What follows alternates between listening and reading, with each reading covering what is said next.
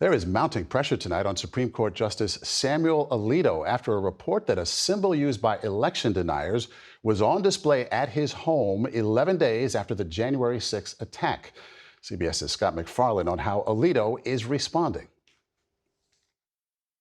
There are calls tonight for Justice Samuel Alito to recuse himself from any cases involving the 2020 election after the New York Times published this photo of an upside-down American flag flying outside Alito's home in the days after the January 6th assault on the U.S. Capitol. The flag upside down became a symbol of the Stop the Steal movement used by rioters and election deniers after the 2020 vote. This is a member of the Supreme Court. People around the world are looking to them to be unbiased.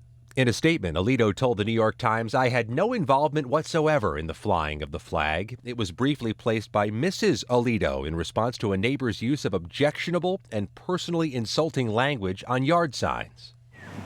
Neighbors told the paper Alito's wife was involved in a dispute with another family who'd put an anti-Trump sign on their lawn.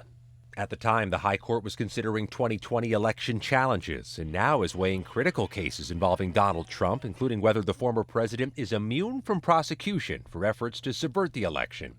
Alito, who has recently argued free speech is under attack. Troubled waters are slamming against some of our most fundamental principles. Was scrutinized last year when a report showed he'd gone on a luxury fishing trip to Alaska paid for by two Republican donors, one of whom had cases before the court. Alito said they never discussed business.